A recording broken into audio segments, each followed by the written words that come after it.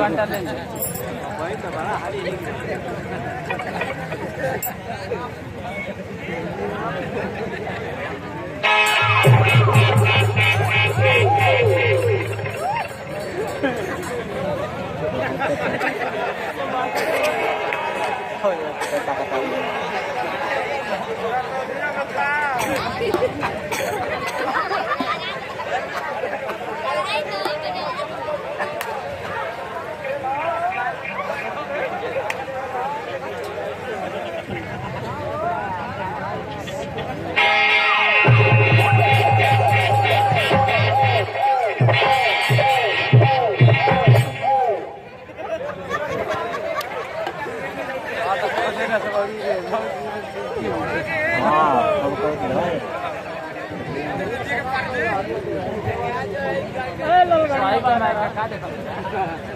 Hello, बड़ा खुशी के बाद बाकी हमने के श्री रामचंद्र के बाराती आइल बनी। श्री रामचंद्र के को हलेली हनी है जाना सब हौसा तरी रहो सब दासा दे के हमार लाशा निकलता। जे श्री रामचंद्र के नाम ले मस्पति आई तो हम क्रिया धारा के कहता नहीं कहूँ के मांस खा के कहता नहीं कि मऊग हो जाए मऊग हो जाए मऊग हो जाए। जयकार मानव जाए के गाँव का दुख तरी दर चौगड़ा चौथी ने चली जयकार मानव जय रामचंद्र के बराती बन जाए। बोला बोला श्री रामचंद्र की लगा कि हम मौसा नाली जब रामचंद्र की आगना में गोनी है एगो दुआबा क्षेत्र से पंडित जी संस्कृत में के पतारा कैसे पढ़ता नहीं सताफुटिया में ससुर सती लौकी में लक्ष्मी जी और भिंडी में मसा भिरकू बाबा बैगन में परमेश्वर जी पालकी में मसा पार्वती करैली में काली जी या गाजर में गंगा बसस कटहर में कैलाशपति भतुआ में मसा भागीरथी मुरई में महावीर जी और सेमे में मसा संतोषी माता गोभी में गणेश जी जते तनी से भेना के बाजे में कबिल जुटे लो तो कर के कहतनियान हर बनिया बुर्ब को भर चौपट कैलसिया अपन आम के लकड़ी परास के दो ना कब के घर हपण सरी के लगा हम गादा मुरिए मुतुरिए ले तीन से नून मर के हुरी पर हल बनिया बुर्ब को भर ची हुबल रहे दिन भर बुर्ब को पहलिया कान्ही पर बंदूक दिन भरी ने मने खर्ची के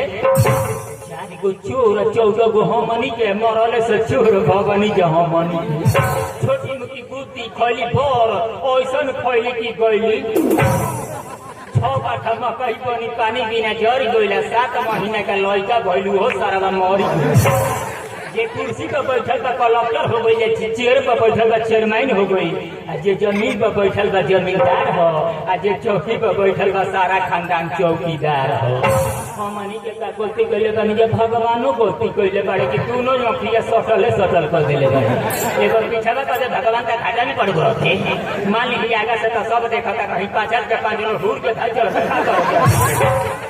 पीएम का फुल फॉर्म होता है डिस्ट्रिक्ट मजिस्ट्रेट डीएम साहबकार में चलते हैं 2-4 उनके साथ बॉडीगार्ड रहते हैं।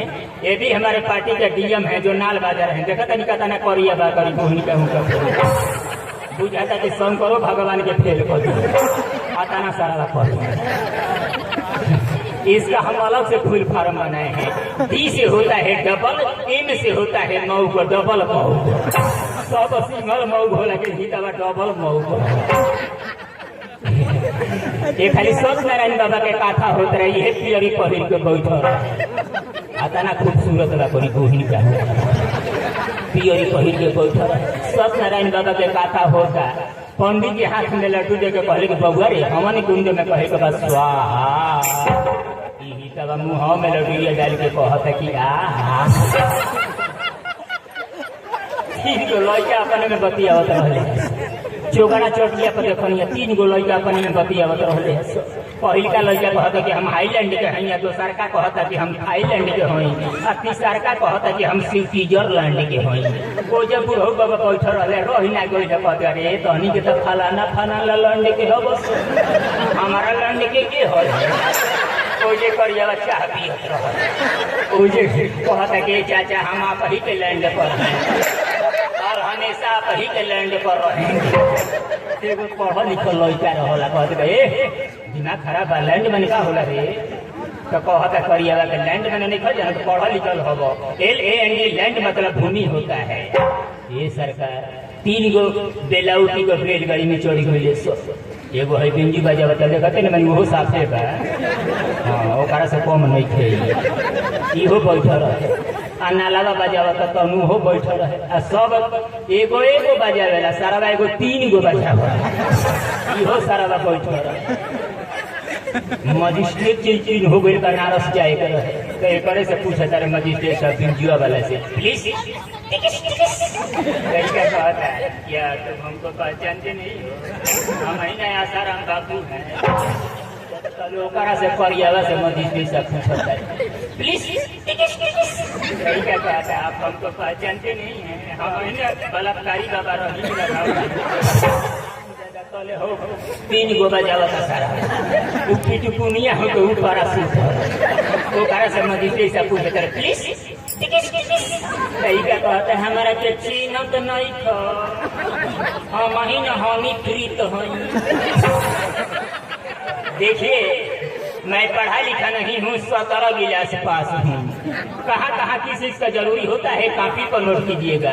जंगल में भालू का पद में खालू का सब्जी में आलू का होना जरूरी है। चंपाकल में जाली का दरवाजा में ताली का ससुराल में साली का होना जरूरी है। मुसलमानों में गुरु का हजामे में तुरु का पाजा में बुरुका का होना जरूरी है। बस में कंडक्टर पुलिस में इंस्पेक्टर कृषि में ट्रैक्टर का होना जरूरी है। छुट्टी में जून के दाल में नून के कपड़ा में ऊन के होना जरूरी है। आपस में पियार के दियारा में सियार के लइकन में चियार के होना जरूरी है।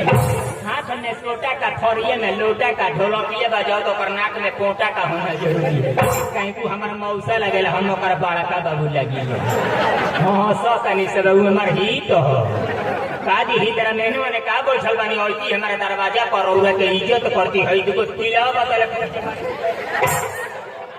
एगो पेपसी पर तू रसगुल्ला फ्री बा और रसगुल्ला खाई के पेपसी टानी लो लगभग भग भग बॉयस दुकान में नौकर गाँव में पोखर आटा में चोकर नाच में जोकर का होना जरूरी है। आ बरद में अड़ुअन के मरद में बड़ुअन के आ कोठा पे भड़ुअन के होना जरूरी है। आ तरजुई में डंडी के आ दिल्ली में झंडी के आ नाच में रंडी के होना जरूरी है।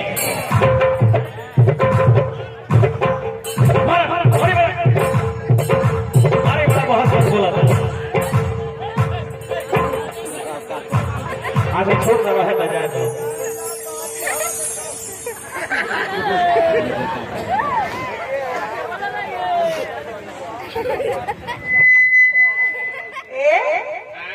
हमारी कटरंडी है तुम की हवा भाड़ुआ है सोनी कनी दाना धगल न सोनी ये हम भाड़ुआ हैं की ओणिका है हमारा साथ जुड़ेबे तो धो के झपिला दे अब पंजा से पंजा चढ़ा दे बाबा फादा दे चीची अइबे तो धो के हमारा साथ जुड़ा ले दूसरा के दे दूर भागा ले रसवर दे के पेन्हा ले ए फटिया के फटियोनी खत्म होल तोर पेट ह कि न त कोला हो रसड़ा बोलिए के गोला हो एमे कितना ले सरजाम समाज जाला कातना लोग सट जाला कातना लोग पाछा से धो के जब अरे गाना मार के काहे मारता रे कहां मारी अगवाड़ा मारो अगवाड़ा मारो कि आज घर वाला को खपिया है पार्टी करने के काम मारी हरि ऊपर भगवान का नाम कैसे लिया जाता है कैसे जैसे कहूँगा वैसे ही भगवान का नाम लेना है। बोलो रघुपति राघो राजा राम जेल के अंदर आसाराम सब लोग जाएंगे इंडिया के लोग जाएंगे कि आसाराम भगवान कटवा बाबा रहो सब लोग जान गए छुपल नहीं है। बोलो रघुपति राघो राजा राम रघुपति राघो राजा राम तोर बाबू के नाम रहे जगजीतन राम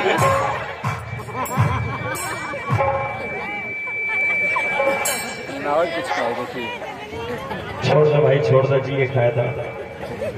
बोलो रघुपति राघो राजा राम रघुपति राघो राजा राम ले होई चाप तू बोला गड़ाया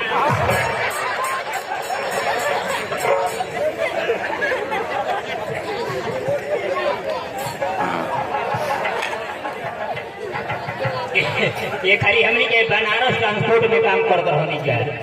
हम सोनी 40 रुपया कमानी या 30 रुपया खर्चा हो गई। हमारा पाले बचल 10 रुपया आ सोनिया के पाले बचल 10 रुपया। एगो लड़का टोकरी में कंकड़ी बेचत रहे। हम का कहनी कि 10 रुपया का कंकड़ी किने नहीं 10 रुपया का सेव किने लिहलस। ई अंग्रेजी में बेचतिया, हम भोजपुरी में बेचतानी। बनारस टेंट पर कंकड़ी के कर बेचतानी। का करी हमार कंकड़ी ना बेचे तो ये अंग्रेजी में सेव बेचती है के कर बेचतिया।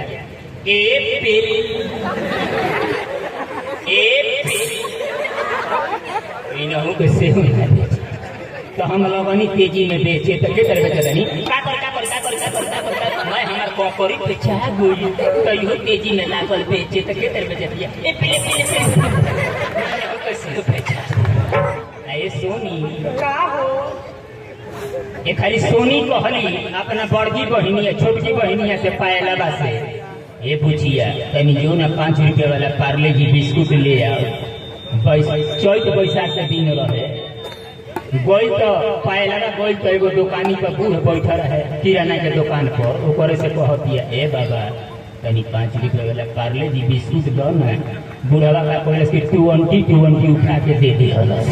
अब घरे ले आवती है सोनिया के देती है कहते है थोड़ा से कहले रहने कि पार्ले जी लिए है। पार्ले जी में 14 गो है 20 में 9 गो बा जो फिर या बुढ़ावा दुकान छोड़ के एगो लड़का बैठल है ऊपर लड़का बा तनी लड़का बा के तरह बोलत रहे जाके फेरत दिया पायला ए हमार दीदी बोलत है पार्ले जी दा 20 उठा के दे देलो। तो लड़का तन के तरह है बोलत रहे के तरह लड़का कहता हम ना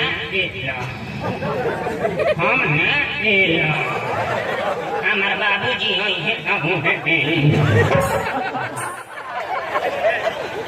खाली एक करे लेखा एगो सुंदर लड़की रहे चिट्ठी पाने चौराहा पर एगो बूढ़ो बाबा लाइन देते रहे है। चिट्ठी में मेला लगल रहल लाइन देते रहे सोनिया के ऊपर बूढ़ावा के करे कहता है ए लो चल सोनिया कर के बाबा कहा सामान करी जे के हो गई हो अब नयन भोग करो बुढ़ऊ बाबा जौन लड़की अवतरली है कौन ताकत रही गए तो पाए लगे करा की ओर ताके लगले है कौन नाम है जौन दिया हाँ एक की ओर ताके लगले है बुढ़ऊ बाबा काजल की ओर ताके लगले है। तो लड़की कहती कि बाबा तारा ताकला से कुछ मिलेला तो बुढ़ऊ बाबा लगे हाँ बबनी एगो हमारे का सामान दे दी तू या तो हमार दुखे दूर हो जाइए। लड़की पूछता जलवा पूछल का चाहिए बाबा बोली हम देता नहीं ये बबनी हमारे के कुंवार लड़की के पेशाब मिल जेती तो हमार दुखे दूर हो जाए। शीशी में पेशाब करके दे दिए बाबा घर ले गए आ कटोरी में पेशाब बाबा ठार के अपन सामानवा निकाल के कहता कि ले सर घटी से तो भेंट हो शुरुए से काम से महान जादूगर है मतलब होता है मतलब होता है टोपी। ये टोपी उठकर हमारे सर में आ जाएगी। बजाओ ताली बच्चों में टोपी उड़ा रहा हूँ। हम विश्व के महान जादूगर हैं। बजाओ ताली जोर से बजाओ।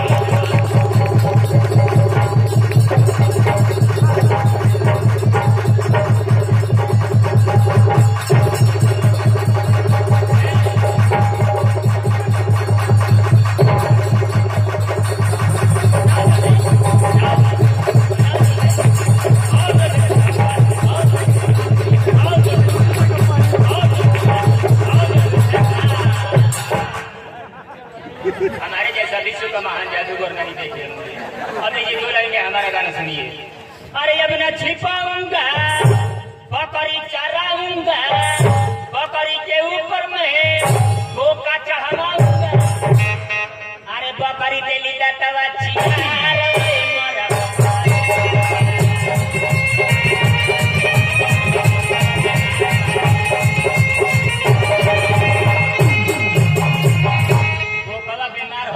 कुकुरा के न मर जाए तो कुकुरा का कहता हो जब जब कुकुरा पुकारे तब पिलिया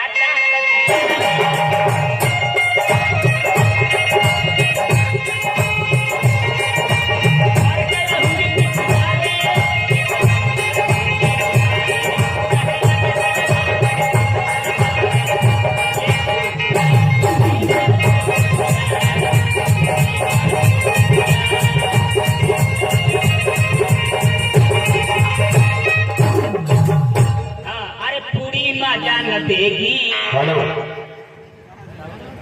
अरे पूरी मजा न देगी, बुआ मजा न देगी।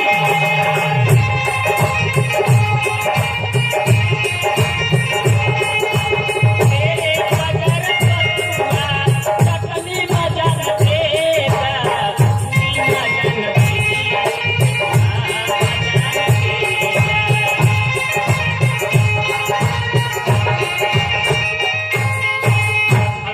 हमारे जानने का अंदाज देखिए। आए रही रही रही रही रही रही आए अरे काले जो पे गजबरीवा जब पढ़ाई